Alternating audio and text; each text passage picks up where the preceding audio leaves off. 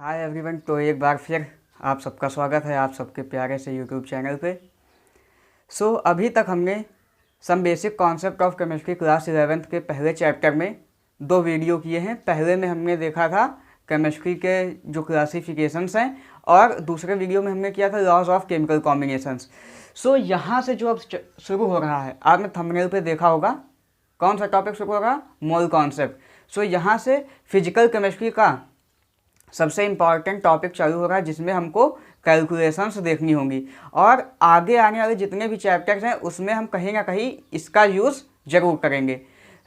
इसी चैप्टर में ये जो टॉपिक है मोल कॉन्सेप्ट, इसका यूज हम करने वाले हैं आगे। जैसे हमको प्रिंसिपल ऑफ एटॉमिक कंजर्वेशन पढ़ना है, उसके बाद लिमिटिंग रिएजेंट और भी जितने सारे टॉपिक्स हैं मोल से रिलेटेड जितनी भी कैलकुलेशंस हैं हम इस वीडियो में डिस्कस करेंगे। आइए शुरू करते हैं। The topic is mole concept. Mole concept, इसमें एक वर्ड है मोल। इसमें जितनी भी बातें हैं वो केवल मोल वर्ड के अराउंड ही रिवॉल्व करेंगी। मोल क्या है? मोल एक नंबर है और कुछ नहीं है। आपको इतना समझना है कि मोल केवल एक नंबर है जिसमें 6.022 × 10⁻23 एंटिटीज होती हैं। कोई भी चीज़ अगर जिसमें 6.022 × 10⁻23 एंटिटीज होंगी उसको हम एक मोल कहेंगे और इससे ज़्यादा ये कुछ भी नहीं है, ये 1 मोल है। जैसे हमारे पास केले होते हैं बनानाज, तो हम 1 डोजन इज इक्वल टू 12 होता, उसी तरह 1 mole is equal to Avogadro number. 1 mole में जितने पार्टिकल्स होते हैं उसको हम अवोगाड्रो नंबर Na से भी डिनोट करते हैं। ठीक।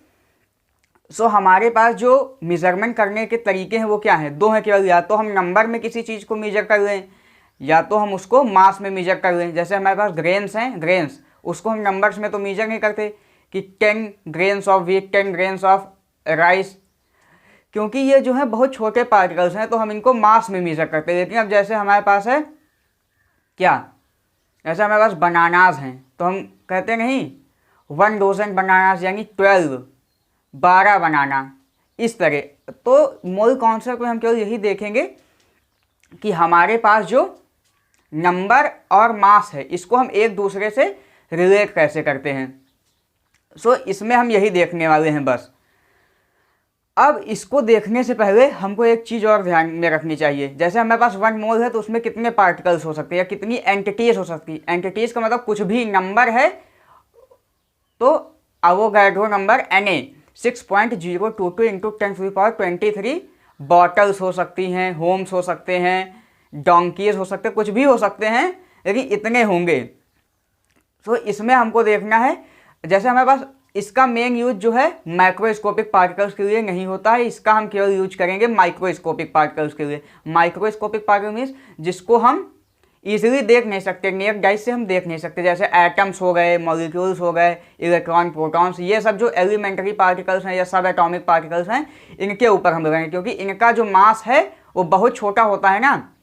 अगर हम कहें एक एटम है हमारे पास सोडियम का तो उतना उसका मास कितना होगा, बहुत छोटा होगा। तो इसको अगर हम लिखेंगे तो हमको लिखने में डिफिकल्टी होगी, इस वजह से हम यहाँ पे मोल को इंट्रोड्यूस करते हैं। आइए शुरू करते हैं। The first is mole. 1 mole is a collection of that many entities as there are number of atoms exactly in 12 gram of carbon 12 isotope. सबसे पहले हम देखेंगे मोल है क्या। मोल क्या है? Mole is a collection. मोल जो है एक कलेक्शन है कितनी एंटिटीज का? जितने 12 ग्राम ऑफ कार्बन 12 आइसोटोप में एटम्स होते हैं, मीन्स हम कार्बन का 12 आइसोटोप है जिसका एटॉमिक मास 12 है। हमारे पास आइसोटोप्स क्या होते हैं? जिनका एटॉमिक नंबर सेम हो और मास नंबर डिफरेंट हो। जैसे हमारे पास कार्बन के 3 आइसोटोप्स होते हैं, मेनली कार्बन 12, कार्बन 13, कार्बन 14। हमको यहाँ पे स्पेशल टाइप का आइसोटोप लेना है, कार्बन 12 आइसोटोप, और हमको कोई नहीं लेना है। 12 ग्राम ऑफ कार्बन 12 में 12 ग्राम कार्बन 12 में जितने कार्बन के एटम्स होंगे उसको ही 1 मोल कहते हैं। ठीक। और वो होते कितने हैं? 6.022 × 10⁻23, तो उसको हम कहते हैं 1 mole. The number of atoms in 12 gram of carbon 12 is called Avogadro's number. अब इसको एक चीज़ और कहते हैं, जब हमारे पास जो 12 ग्राम कार्बन है, 12 ग्राम कार्बन 12 में जितने भी एटम्स होते हैं उसको हम अवोगाड्रो नंबर कहते हैं। उसको हम रिप्रेजेंट किससे करते हैं? ए अवोगाड्रो, एन से नंबर 6.022 इंटू 10⁻23। सो 1 मोल क्या हो गया? 1 मोल एक नंबर है जिसमें 6.022 इंटू 10⁻23 एंटिटीज होती हैं। एंटिटीज क्यों बार बार कह रहे हैं? जरूरी नहीं कि वो एटम्स ही हो, मॉलिक्यूल्स, वो कुछ भी हो सकते हैं, लेकिन इसका जो मेन सिग्निफिकेंस है वो किस में है? एटॉमिक पार्टिकल्स के लिए है। क्योंकि अगर हम लार्ज स्केल पे इसको देखें तो इतना बड़ा नंबर ये है, इसको इमेजिन करना ही पॉसिबल नहीं। अब जैसे हमने कहा इतना कुछ, अब जैसे इतने, मान लो हमारे पास इतने बोरे चावल हैं, इतने बोरे, तो ये कितने हो गए? मीन्स इसके बाद हम 23 जीरोस लगाएं तो 23 जीरोस बिलियन, ट्रिलियंस, उससे भी ज़्यादा। एक एग्जांपल देखते हैं, जैसे अगर मान लीजिए हमारे पास 1 मोल रुपीज़ हैं, 1 मोल यानी इतने रुपीज़ हैं, तो अगर हम इसको स्पेंड करें, मीन्स खर्च करें, अगर हम पर सेकेंड 1 मिलियन रुपीज़ भी खर्च करें, मीन्स 10 लाख रुपए, तो भी हमको इसको खर्च करने में बिलियंस ऑफ ईयर्स लग जाएंगे, तो भी ये ख़त्म नहीं होंगे। सो आप इमेजिन कर सकते हैं कि ये कितना बड़ा नंबर है। So Na is equal to 6.022 into 10⁻23। इसको अवोगाड्रो नंबर भी कहते हैं। एक मोल में इतनी एंटिटीज होती हैं। ठीक ठीक। Na पार्टिकल मीन्स इतने पार्टिकल्स को हम 1 मोल कहते हैं। अगर हमने कहा Na पार्टिकल्स हैं एलिमेंट के केस में, जैसे हमने लिया कि Na पार्टिकल्स ऑफ एलिमेंट्स, अगर 1 मोल ऑफ एलिमेंट है, मीन्स हमारे पास कोई एलिमेंट है, जैसे कहें 1 मोल ऑफ आयरन, तो मीन्स हमारे पास इतने आयरन के एटम्स हैं, 6.022 इंटू 10⁻23 एटम्स ऑफ आयरन। ठीक। अगर हमने कोई कंपाउंड ले लिया, हमारे पास एलिमेंट कई सारे हैं ना जो मोनो एटॉमिक फॉर्म में एग्जिस्ट करते हैं, जैसे हो गया आयरन, हो गया सोडियम, हो गया पोटेशियम, हो गया, और हमारे पास ऐसे कंपाउंड्स हैं। कंपाउंड क्या होता है?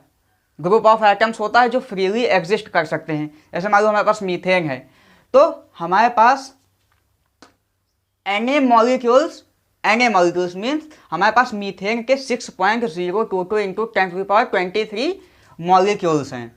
अगर हमने आयंस के केस में बात किया, जैसे आयंस क्या होते हैं? अगर हमने कोई, हमारे पास एटम है, मान लीजिए हमारे पास सोडियम है, सोडियम में हमने एक इलेक्ट्रॉन को ऐड कर दिया, एक इलेक्ट्रॉन को ऐड कर दिया, तो क्या हुआ? उसके ऊपर एक माइनस चार्ज आ जाएगा ना, तो Na माइनस हो जाएगा। अगर हमने उससे एक इलेक्ट्रॉन निकाल लिया तो Na प्लस हो जाएगा। तो यहाँ पे जो Na प्लस, ये जितने भी हैं इनको हम आयंस कहते हैं। तो अगर आयंस के केस में ये बात आए कि हमारे पास 1 मोल आयंस हैं, 1 मोल आयंस मीन्स 6.022 इंटू 10⁻23 आयंस हैं।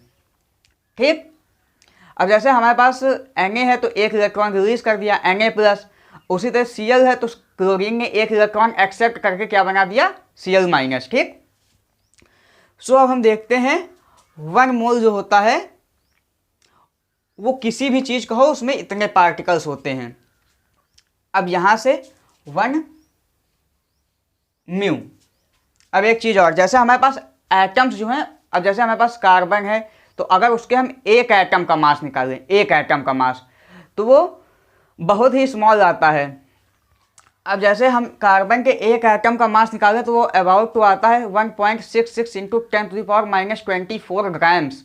इतना कम है, तो इस वजह से इसको हम रिप्रेजेंट करने के लिए ग्राम का यूज़ करते हैं, और वहीं पे हम इसको मोल करना, मोल इसी चीज़ को एक्सप्लेन करने के लिए आता है कि हम एक एटम का मास क्या करेंगे, हम कुछ नंबर ऑफ एटम्स ले लें तो उसका मास हम मोलर मास कह देंगे, इतने पार्टिकल्स का मास मोलर मास, फिर उससे हम इजीली देख लेंगे।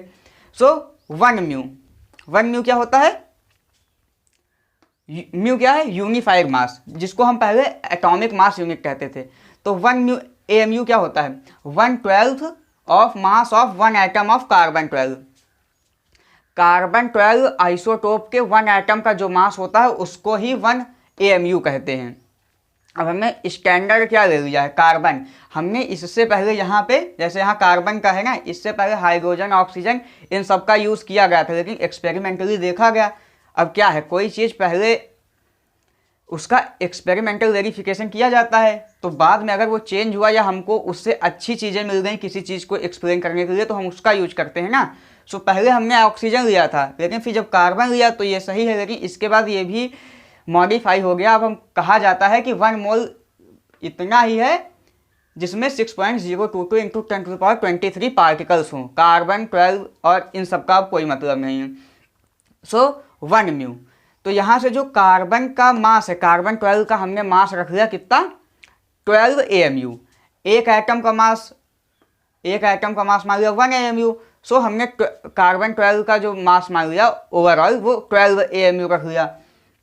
अब यहाँ से जो मास ऑफ 1 कार्बन 12 एटम है वो क्या है, 1 ग्राम अपॉन Na। 1 ग्राम अपॉन Na क्या है, अवोगाड्रो नंबर। सो अगर हम 1 ग्राम को Na से डिवाइड कर दें इससे, तो हमको एक कार्बन एटम का मास मिलेगा।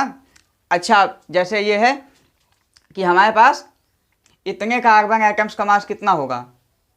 अब जैसे 6.022 इंटू 10⁻23 एटम्स हैं किसी चीज़ का, तो वो उसके इक्वल होगा एटॉमिक मास के इक्वल, ग्राम एटॉमिक मास। अगर एटॉमिक मास है तो एक एटम का मास कितना है। सो यहाँ पे जो अब यहाँ पे जो कार्बन का 1 एटम है उसका 1/12 मास कितना है, वो 1 AMU है। तो मास ऑफ 1 एटम ऑफ कार्बन 12 क्या हो जाएगा, 12 AMU। Mass of 1 atom of 1/12 मास क्या है, 1 AMU के बराबर है। तो मास ऑफ 1 एटम ऑफ कार्बन 12 क्या होगा, वो कितना होगा, 12 AMU हो जाएगा ना। सो यहाँ से हमने कर लिया। उसके बाद हमको 1 AMU में निकालना है कितने ग्राम्स होते हैं, 1 AMU में कितने ग्राम्स होते हैं। तो हम 1 ग्राम को Na से डिवाइड कर दें, 1 ग्राम को Na से। Na क्या है, अवोगाड्रो नंबर। इससे हमने डिवाइड किया 1.66 इंटू 10⁻24 ग्राम हमको मिला कि 1 AMU बराबर इतने ग्राम। ठीक, सो आप समझ गए होंगे। म्यू क्या है, यूनिफाइड मास। इसको अब यूज करते, पहले हम AMU का यूज करते थे। AMU क्या है, एटॉमिक मास यूनिट। अब ये हो गया। यहाँ पे एक चीज और देखिए, मास ऑफ Na पार्टिकल्स मीन्स हमारे पास, हमको चाहिए Na पार्टिकल का मास, मीन्स इतने पार्टिकल का मास को हम क्या कहते हैं, मोलर मास। जैसे हमारे पास सोडियम है, मास ऑफ सोडियम के इतने पार्टिकल का मास कितना होगा, जितना सोडियम का मोलर मास होगा। मोलर मास मीन्स Na का मोलर मास कितना होता है सोडियम का, 23।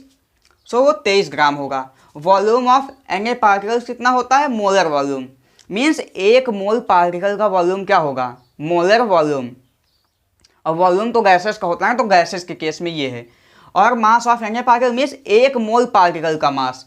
1 मोल मीन्स इतने पार्टिकल का मास कितना होगा, तो वो मोलर मास के बराबर होता है। मोलर मास कितना होता है, number of electrons plus number of protons in gram. ठीक, अब हम यहाँ से कुछ पॉइंट्स हैं, जैसे हमको मॉलिक्यूल्स दिए हुए हैं, एलिमेंट्स दिए हुए हैं, कंपाउंड्स दिए हुए हैं, तो हम उसके केस में क्या क्या हमको यूज़ करना है, इनके टर्मिनोलॉजीज क्या हैं। सो फॉर एलिमेंट्स, हमको जैसे एलिमेंट्स दिए हुए हैं, जैसे आयरन हो गया, सोडियम, पोटेशियम, रूबीडियम, सीजियम, ये सब दिए हुए हैं। सो 1 ग्राम एटम। अब यहाँ पे ये टर्मिनोलॉजी बहुत ही ज़्यादा कंफ्यूजिंग होती है, लेकिन इसको हम समझते हैं, है बहुत आसान।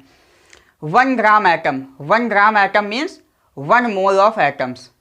ठीक, एक दूसरा है 1 ग्राम ऑफ एटम्स मीन्स कितने एटम्स हैं जो मिलके 1 ग्राम बना रहे हैं, वो दूसरा सेंस है। और यहाँ पे कहा जा रहा है 1 gram atom, 1 gram atom is equal to 1 mole of atoms means जिसमें इतने एटम्स हो, 6.022 इंटू 10⁻23 एटम्स। और 1 ग्राम ऑफ एटम्स, ये तो क्वांटिटी रिप्रेजेंट कर रहा है कि कोई एटम है हमारे पास, जैसे ऑक्सीजन के 1 ग्राम एटम। 1 ग्राम एटम में कितने एटम होंगे या कितने पार्टिकल्स होंगे।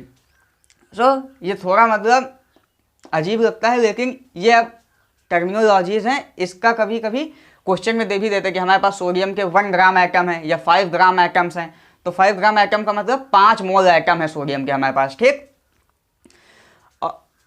तो इसमें कंफ्यूज नहीं होना कि हमारे पास 1 ग्राम है, 1 ग्राम एटम बराबर 1 मोल ऑफ एटम्स। ठीक, और 1 ग्राम ऑफ एटम मीन्स जो हमारे पास एलिमेंट दिया हुआ है उसका 1 ग्राम है, उसमें कितने एटम्स होंगे। ठीक, और दूसरा है एलिमेंट के लिए ही gram atomic mass gram atomic mass is equal to mass of Na atoms in grams.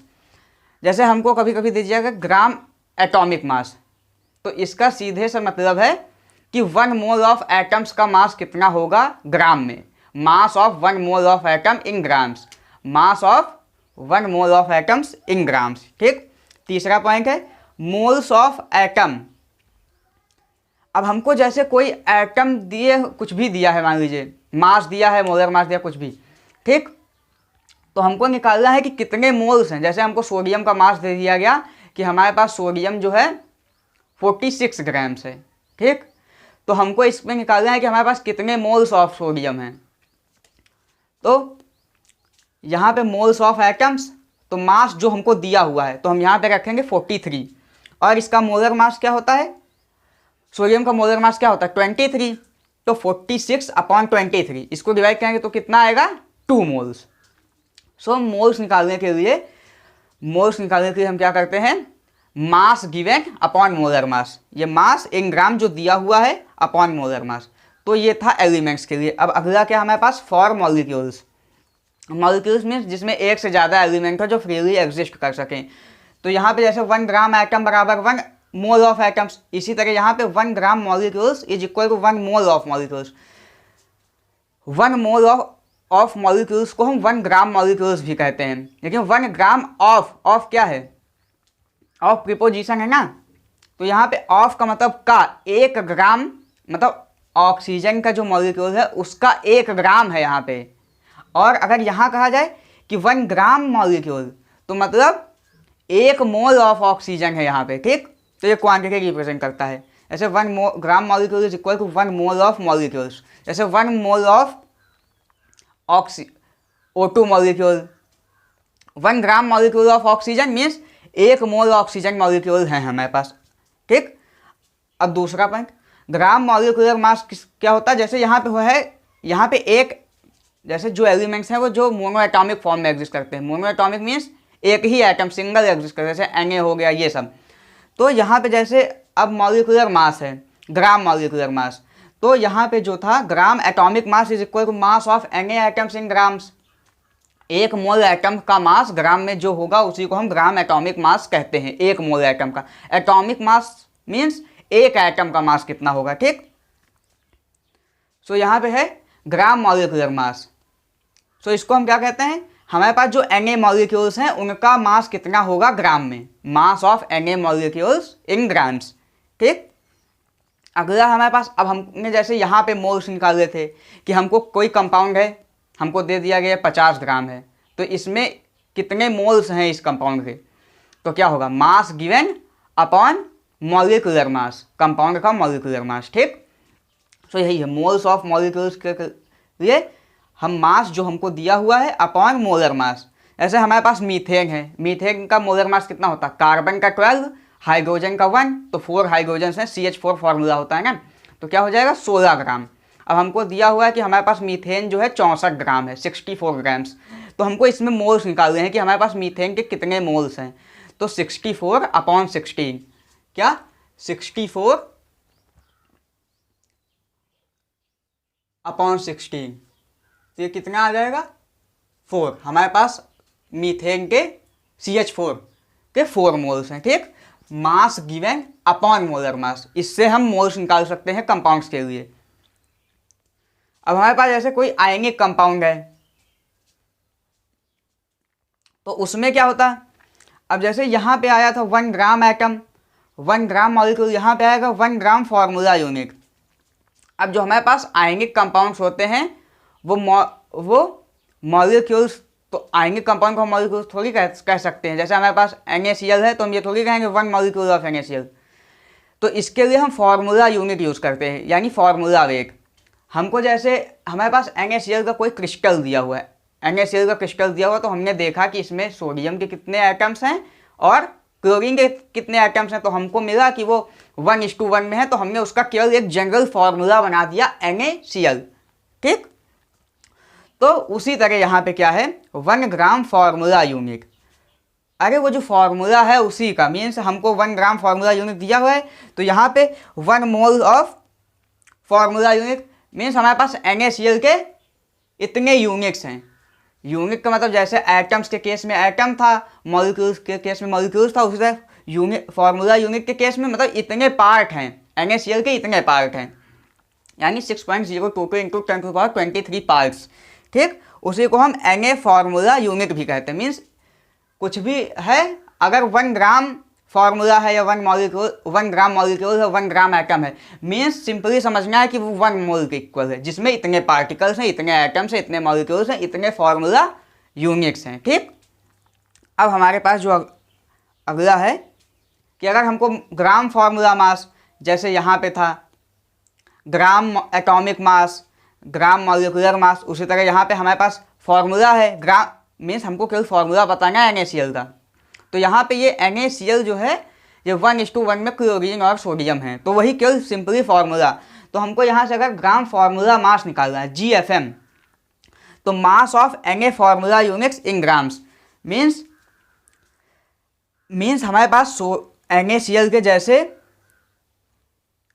हमारे पास सोडियम के 1 मोल फार्मूला यूनिट्स है। 1 मोल मीन्स इतने पार्टिकल्स हैं, तो उनका जो मास होगा 1 मोल ऑफ NaCl का जितना भी मास होगा उसी को हम ग्राम फार्मूला मास कहेंगे। NaCl के ही केस में नहीं, सबके केस में है, हम यहाँ पे एग्जांपल के तौर पे NaCl का यूज़ कर रहे हैं। ठीक, तीसरा पॉइंट हमारे पास क्या है, मोल ऑफ फार्मूला।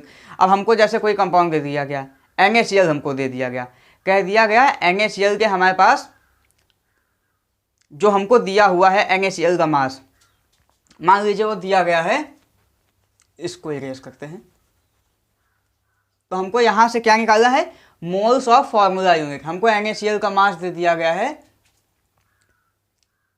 58.5 ग्राम्स। ठीक, तो हमको यहाँ बताना है कि हमारे पास NaCl के कितने मोल्स हैं, कितने फार्मूला यूनिट्स हैं। जैसे यहाँ पे क्या था,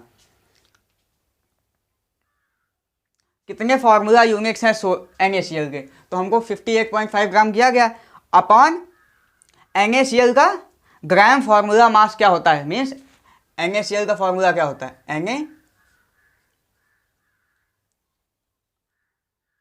NaCl, इसका क्या होता है, सोडियम का 23 प्लस क्लोरीन का 35.5, ये कितना आया 58.5 ग्राम्स।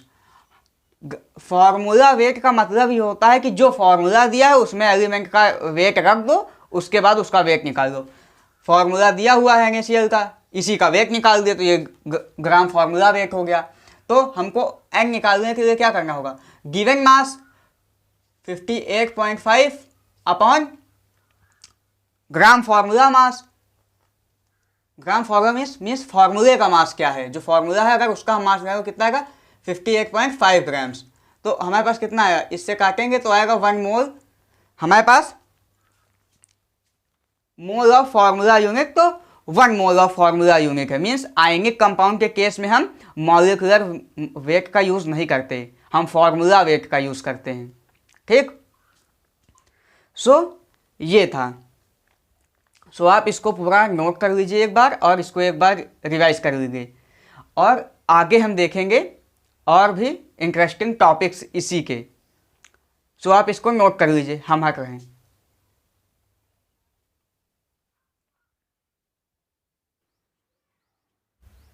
अब हमारे पास कुछ और टर्म्स हैं, उनको हम समझेंगे। क्या है, ग्राम atomic mass. The atomic mass of an element expressed in gram is called gram atomic मास।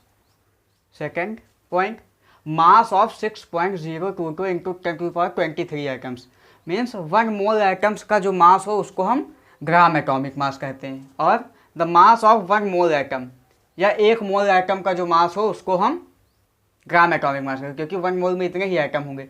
और the mass of 1 gram atom of element, क्योंकि 1 ग्राम एटम क्या होता है 1 मोल के इक्वल, तो ये। ठीक, और इधर gram molecular mass, the molar mass या the molecular mass of a substance expressed in gram is called gram molecular mass of substance. Second, mass of 6.022 into 10⁻23 molecules, इतने मॉलिक्यूल्स का मास, या the mass of 1 mole of molecules, 1 mole molecules का mass, और मास of 1 gram molecule, क्योंकि 1 ग्राम में 1 मोल molecule. ठीक, तो ये टर्मिनोलॉजीज थी। सो यहाँ से atomic mass is equal to mass of one atom. एक एटम के मास को एटॉमिक मास कहते हैं। Second, gram atomic mass, mass of one mole atom. ठीक, यहाँ पे 1 AMU into Avogadro number is equal to 1 gram. ठीक, अगर हम एक AMU को अवोगाड्रो नंबर से मल्टीप्लाई करते तो हमको 1 ग्राम मिलता है। अब हमारे पास अगला है molecular weight and formula wait. Molecular weight क्या होता है? जो हमारे पास कोवैलेंट कंपाउंड्स होते हैं, मीन्स जो मॉलिक्यूल्स के फॉर्म में एग्जिस्ट करते हैं उनका मॉलिक्यूलर वेट होता है। और जो हमारे पास आयनिक कंपाउंड्स होते हैं उनका जब हम वेट निकालते हैं तो वो जो आता है वो फार्मूला वेट होता है, क्योंकि आयनिक कंपाउंड मॉलिक्यूल के फॉर्म में थोड़ी एग्जिस्ट करते हैं। वो तो फार्मूला में पता होता है कि हमारे पास कितने रेशियो, किस रेशियो में एनायन और कैटायंस हैं, तो उससे हमने फार्मूला बना दिया और उस फार्मूले का हमने वेट निकाल लिया। ठीक, तो यहाँ पे जैसे कार्बन डाइऑक्साइड है तो कार्बन का 12 + 32 बराबर 44 ग्राम्स। यहाँ पे पानी है H2O डाई हाइड्रोजन ऑक्साइड, तो 2 + 16 इज 18 ग्राम्स। ठीक, आप समझ गए होंगे। अब हमारे पास एक टॉपिक है अवोगाड्रोस नंबर वर्सेस अवोगाड्रो कांस्टेंट। सो एक बार ये क्वेश्चन भी आ चुका है कि इसमें पूछा गया था कि अवोगाड्रो नंबर और अवोगाड्रो कांस्टेंट में कौन जो है वो डायमेंशनलेस है। तो हमारे पास जो अवोगाड्रो नंबर है वो डायमेंशनलेस है, क्योंकि नंबर तो डायमेंशनलेस होते हैं ना, ये तो हमने पढ़ा है ना डायमेंशनल एनालिसिस में, फिजिक्स में। और जो अवोगाड्रो कांस्टेंट होता है वो हमको बताता है कि पर मोल में इतने पार्टिकल्स होते हैं। तो मोल क्या होता है? मोल क्या है? एक फंडामेंटल क्वांटिटीज है, तो इसके पास डायमेंशन है ना मोल इनवर्स। ठीक, तो Avogadro number dimensionless, Avogadro's constant, Avogadro number per mole. अब हमारे पास हमको अगर मोल्स कैलकुलेट करने हैं, मोल्स ऑफ एटम्स, तो given weight upon atomic weight, जितना वेट दिया हुआ है अपॉन एटॉमिक वेट, या हमको अगर पार्टिकल्स दिए हुए हैं तो number of particles upon Avogadro number, तो यहाँ से हमको मोल मिल जाएगा। अगर हमारे पास गैस है, कोई गैस हमको, तो गिवन वॉल्यूम, अगर वॉल्यूम दिया हुआ है गैस का कि 50 लीटर है, 40 लीटर है, तो अपॉन 22.4 लीटर। एक मोल गैस का वॉल्यूम क्या होता है STP पे? वो होता है 22.4 लीटर्स। ठीक, अभी हम आगे एक चार्ट बनवाएंगे तो उसमें इसको हम डिस्कस करेंगे। ठीक, तो वन मोल के वॉल्यूम को क्या कहते हैं? Molar volume. तो इतना STP क्या होता है? Standard temperature and pressure, means जब प्रेशर 1 atm का हो और टेम्परेचर क्या हो 273 केल्विन का, तो जो एक मोल का जो वॉल्यूम होता है यानी मोलर वॉल्यूम वो होता है 22.4 लीटर्स। ठीक, सो आप इसको नोट करिए।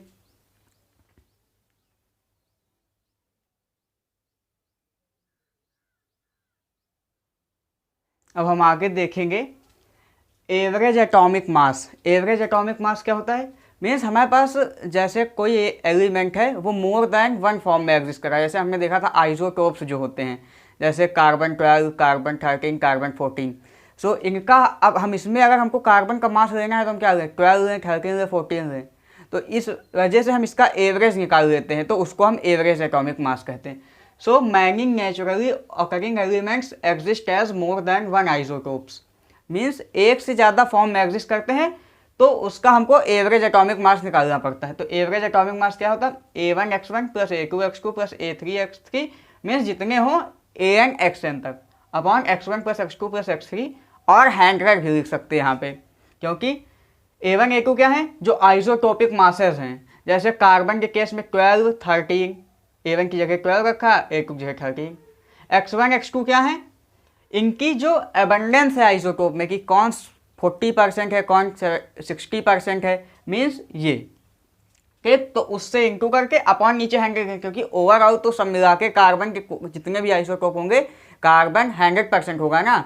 माना कि 12 वाला 20% है, 13 वाला 30% है, 14 वाला 50% है, तो सब मिला के 100 होना चाहिए ना। तो ये, और जैसे क्लोरीन है वो किस फॉर्म में लगेगा? Chlorine 35, chlorine 37।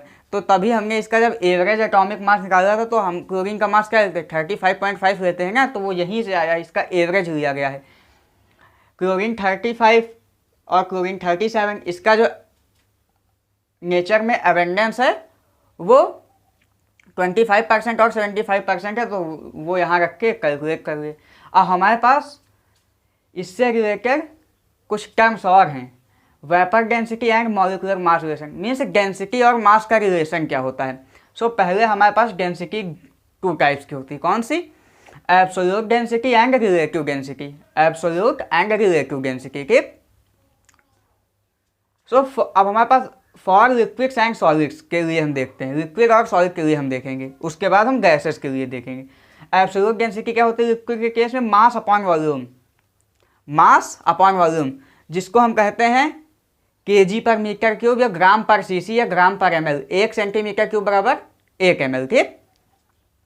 और रिलेटिव डेंसिटी, रिलेटिव डेंसिटी क्या होती है लिक्विड और सॉलिड के केस में? डेंसिटी ऑफ सब्सटेंस, जो सब्सटेंस दिया हुआ है उसकी density, upon density of water at 4 degree Celsius, means water की डेंसिटी 4 डिग्री सेल्सियस पे जो हो उसके रिस्पेक्ट में हम सब्सटेंस की डेंसिटी को मेजर करें तो रिलेटिव डेंसिटी। रिलेटिव मीन्स किसी के रिलेटिव में, किसी के रिफरेंस में, और इसी को हम स्पेसिफिक ग्रेविटी कहते हैं। अगर रिलेटिव डेंसिटी जो है यहाँ पे हो सकता है डेंसिटी ऑफ रिफरेंस सब्सटेंस, कोई भी सब्सटेंस हो उसकी डेंसिटी, ठीक। लेकिन जब हम स्पेसिफिक ग्रेविटी कहते हैं तो वो क्या होता है? Density of substance upon density of water at 4 degree Celsius. 4 degree Celsius क्या होती है? 1 ग्राम पर सेंटीमीटर क्यूब। तो स्पेसिफिक ग्रेविटी कहते हैं उस डेंसिटी को। जैसे हम अब रिलेटिव डेंसिटी जो है डायमेंशनलेस क्वांटिटी है, क्यों? क्योंकि ये तो रेशियो है ना, रेशियो डायमेंशनलेस होते हैं। सो अब हमको जैसे रिलेटिव डेंसिटी दे दिया गया 4, मीन्स वाटर के रिस्पेक्ट में ये 4 टाइम्स ज़्यादा है। वाटर की डेंसिटी के जब वो 4 डिग्री सेल्सियस पे हमने मेज़र किया तो उससे 4 टाइम्स ज़्यादा है। अब फॉर गैसेस एब्सोल्यूट डेंसिटी क्या होती है? एब्सोल्यूट डेंसिटी क्या होती है गैसेस के केस में? Molar mass upon molar volume, ठीक। तो ये क्या होता है? PM upon RT, absolute density of gases is equal to PM upon RT. अब ये आया है आइडियल गैस इक्वेशन से, सो अभी हम इसको बताएंगे PM upon RT. Relative density gases के केस में क्या होती है? रिलेटिव डेंसिटी को ही गैसेस के केस में हम वेपर डेंसिटी भी कहते हैं। जैसे हमने यहाँ पे रिलेटिव डेंसिटी में यहाँ पे सब्सटेंस कौन सा लिया? वाटर। उसी तरह हम यहाँ पे लेते हैं हाइड्रोजन। सो ये क्या हो गया? रिलेटिव डेंसिटी और vapour density, vapour density is equal to molar mass upon 2। Means जैसे हमको कोई भी सब्सटेंस दे दिया गया, मान लीजिए हमको मीथेन दे दिया गया, मीथेन, ठीक। यहाँ पे देख लेते हैं मीथेन का मास कितना होता है? 16 अपॉन 2। तो वेपर डेंसिटी ऑफ CH4 वो क्या हो जाएगा? 8। अब ये 2 क्या है? हाइड्रोजन के रिस्पेक्ट में हमने निकाला है। गैसेस के केस में हम हाइड्रोजन को लेते हैं रिफरेंस पॉइंट, और सॉलिड्स या लिक्विड के केस में हम वाटर को लेते हैं, ठीक। So relative density is equal to molar mass upon 2। So यहाँ से हम क्या लिख सकते हैं? Molar mass is equal to vapour density into 2, ठीक। अब हमारे पास जो प्रेशर हम यूज़ करते हैं, प्रेशर उसकी यूनिट्स हैं, उसका हम इंटेक कन्वर्जन देखते हैं कि ATM को बार में क्या लिखते हैं, बार को टॉर में क्या लिखते हैं, ठीक। So 1 ATM is equal to 76 centimetre of Hg, और 760 मिलीमीटर ऑफ Hg, और 760 टॉर, टॉर भी प्रेशर की यूनिट है। और 1 ATM is equal to 1.01325 into 10⁵ pascal, pascal या कहें newton metre square, newton per metre square. और 1 ATM is equal to 1.01325 bar, लेकिन nearly 1 ATM is equal to 1 bar ले लिया जाता है। और यहाँ से 1 bar is equal to 10⁵ pascal, ठीक। तो आप इसको पूरा नोट कर लीजिए, हम हट रहे हैं। अब हमारे पास कुछ और टॉपिक्स हैं छोटे छोटे लेकिन हैं बहुत ही important. So first is minimum molecular weight. इसको समझने के लिए एक एग्जांपल देखते हैं।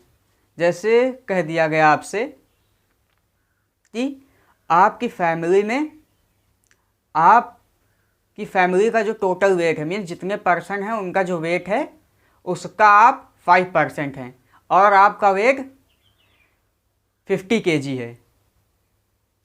तो बताना है कि पूरी फैमिली का वेट क्या होगा। तो इसी तरह मिनिमम मॉलिक्यूलर वेट भी कुछ ऐसा ही है। अगर अब जैसे आपकी फैमिली का वेट निकालना है तो आप उसमें कम से कम एक तो होंगे ना, मतलब आप फुल होंगे ना, ये थोड़ी कि आपका हाथ कहीं अलग होगा, पैर कहीं अलग होगा, आप कंप्लीटली एक होंगे ना, तो उसका है।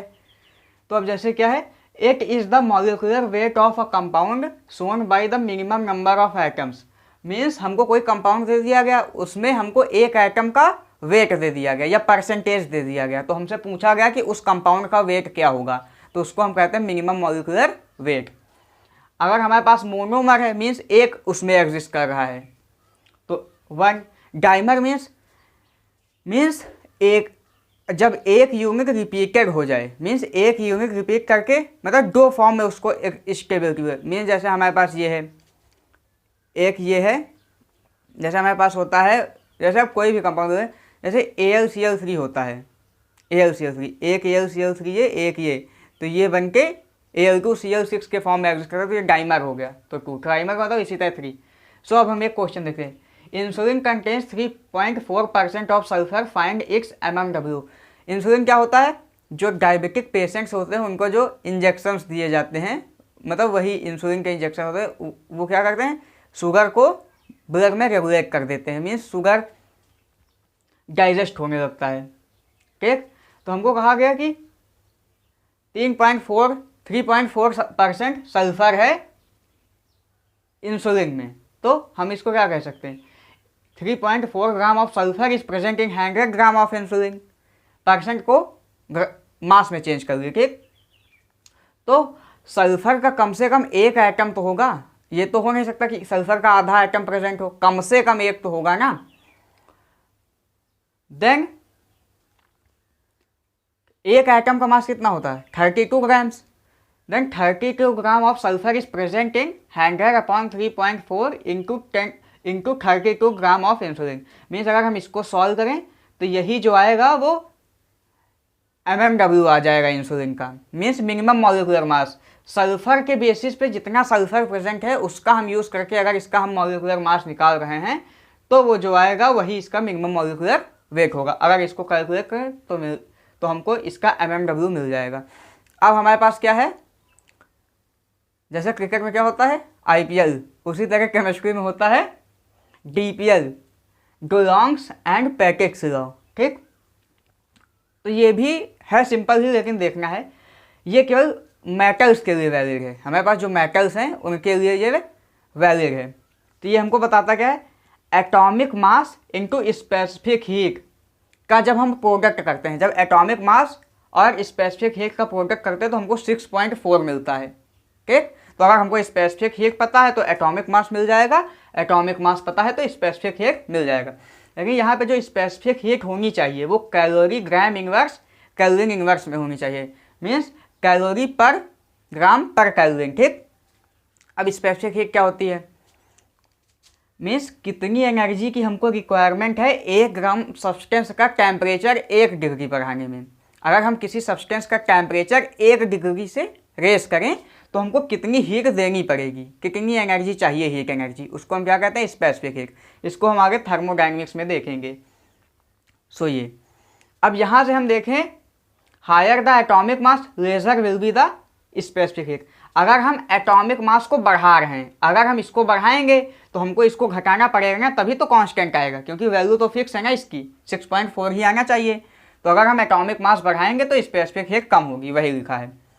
ठीक, अगर हमारे पास कोई दो चीज़ें हैं, x इंटू वाई बराबर कॉन्स्टेंट है, x इंटू वाई बराबर कॉन्स्टेंट, तो उसका अगर हम ग्राफ प्लॉट करें x वर्सेस y का, तो वो एक क्या कौन सा ग्राफ आता है, रेक्टेंगुलर हाइपरबोला। ठीक, ये कौन सा ग्राफ है, रेक्टेंगुलर हाइपरबोला। अगर दो क्वांटिटीज का प्रोडक्ट कांस्टेंट आता है तो उनका जो ग्राफ होता है वो क्या आता है, रेक्टेंगुलर हाइपरबोला। ठीक, अब ये जो है मेटल्स के लिए ही वैलिड है, लेकिन इसका हम यूज़ अगर बोरॉन सिलिकॉन एंड डायमंड जैसे कंपाउंड पे करें या एलिमेंट पे करें तो ये एक्सेप्शन शो करते हैं, मीन्स ये इस रिजल्ट को फॉलो ही नहीं करते। जब इनका atomic mass into specific heat करेंगे तो 6.4 नहीं आएगा। और डायमंड के केस में क्या होता है, जब हम atomic mass versus into specific heat करते हैं तब हमको ये लगभग 1.76 के आसपास मिलता है। तो इन सब्सटेंसेस पे ये नहीं लगता, ये केवल मेटल्स के केस में वैलिड है। सो अगर आपको कहीं भी एटॉमिक मास और स्पेसिफिक हीट से रिलेटेड क्वेश्चन आए तो आपको एक बार आईपीएल को जरूर सोचना है, या डीपीएल को जरूर सोचना है। ठीक, आप इसको नोट कर लीजिए तब तक।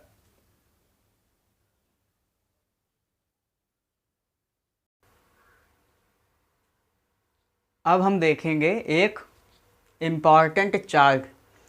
ये जो है इससे आप मोल कॉन्सेप्ट के जितने भी इंटर कन्वर्जन हैं उसको कर सकते हैं कि मोल को मास में कन्वर्ट करना है, मास को मोल में कन्वर्ट करना, पार्टिकल को मोल में कन्वर्ट करना, पार्टिकल को मास में कन्वर्ट करना।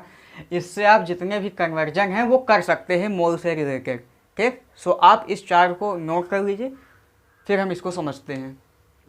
इसको देख लीजिए एक बार। यहाँ पे हमको पता है मोल ऑफ सब्सटेंस, हमको मोल दिया है। ये वाला जो है इसको हम अभी आगे समझते हैं, पहले इधर देखते हैं। हमको मोल ऑफ सब्सटेंस से अगर मास ऑफ सब्सटेंस निकालना है, अगर मोल ऑफ सब्सटेंस हमको पता है उससे मास ऑफ सब्सटेंस निकालना है तो हम मोलर मास से मल्टीप्लाई कर देंगे। ठीक, दूसरा, अगर हमको मास ऑफ सब्सटेंस पता है और हमको मोल्स निकालने हैं तो हम मोलर मास ऑफ सब्सटेंस को मोलर मास से डिवाइड कर देंगे। ठीक, दूसरा, अगर हमको मोल पता है उससे हमको वॉल्यूम निकालना है तो हम 22.4 लीटर से मल्टीप्लाई कर देंगे। ठीक, अगर हमको वॉल्यूम पता है तो हम 22.4 लीटर से डिवाइड कर देंगे तो हमको मोल्स मिल जाएंगे। ठीक, तीसरा, अगर हमको मोल्स पता है और हमको इससे पार्टिकल निकालने हैं, कितने पार्टिकल होंगे, और एक मोल में कितने होते हैं, Na होते हैं, तो हमारे पास अगर x मोल हैं तो x इंटू Na कर देंगे। तो हम इसको, अगर हम मोल को अवोगाड्रो नंबर से मल्टीप्लाई कर दें तो हमको क्या मिल जाएगा, नंबर ऑफ पार्टिकल्स। और हमको पार्टिकल्स पता हैं तो हम उसको अवोगाड्रो नंबर से अगर डिवाइड कर दें तो हमको मोल ऑफ सब्सटेंस मिल जाएगा। ठीक, अब ये क्या होता है, एन फैक्टर क्या होता है, एन फैक्टर डिफरेंट सब्सटेंस के लिए अलग होता है। जैसे एसिड होते हैं, एसिड के लिए एसिड जितने हाइड्रोजन को दे सकता है, जैसे H2SO4 है तो यहाँ से कितने हाइड्रोजन निकल सकते हैं, तो 2 निकल सकते हैं ना, तो H2SO4 का जो एन फैक्टर होगा वो 2 होगा। सो अगर हमको मोल से इक्विवेलेंट निकालने हैं, मोल से इक्विवेलेंट, अब इक्विवेलेंट्स क्या होते हैं, इक्विवेलेंट्स जैसे इसको हम आगे डिस्कस करते हैं। इक्विवेलेंट्स होते क्या है, इक्विवेलेंट्स वैसे होते तो मोल की तरह ही हैं, लेकिन अगर जैसे हमको मोल पता है तो अगर हम एन फैक्टर से मल्टीप्लाई कर दें तो हमको इक्विवेलेंट्स मिल जाएंगे। E is equal to n into mole. ठीक, और अगर हम इक्विवेलेंट्स को मोल एन फैक्टर से डिवाइड कर दें, इक्विवेलेंट अपॉन एन फैक्टर, तो हमको क्या मिल जाएगा, मोल ऑफ सब्सटेंस। समझ गए, एक बार इसको फिर से देख लीजिए। अब यहाँ पे मोल इज इक्वल टू क्या होता है, given weight upon molar mass. ठीक, given weight upon molar mass, इधर आ जाते हैं। ठीक, और दूसरा गिवन पार्टिकल्स, अगर हमको पार्टिकल्स दिए हैं, पार्टिकल्स, तो given particles upon Avogadro number. ठीक, given particles upon Avogadro number. या अगर हमको वॉल्यूम में बात की गई हो तो गिवन वॉल्यूम अपॉन 22.4 लीटर्स। 22.4 क्या है, मोलर वॉल्यूम। एक मोल का वॉल्यूम इतना है, तो अगर हमको वॉल्यूम पता है तो अगर हम एक मोल से डिवाइड कर देंगे, एक मोल के वॉल्यूम से, तो हमको कितने मोल है ये मिल जाएगा ना। तो ये था मोल कॉन्सेप्ट। सो आपको ये वीडियो समझ में आ गया होगा, सो आप इसको पूरा देख लीजिएगा। और उसके बाद अब हम आगे टॉपिक जो हमको डिस्कस करना है वो सब इस लेक्चर पे डिपेंड करेगा। जितने भी हम करेंगे, जितना भी यूज, चाहे वो प्रिंसिपल ऑफ एटॉमिक कंजर्वेशन हो, लिमिटिंग रिएजेंट का केस हो, उसमें हम सब में मोल कॉन्सेप्ट का ये जो वीडियो था ये पूरा जो है इसका हम यूज़ करेंगे। So thank you.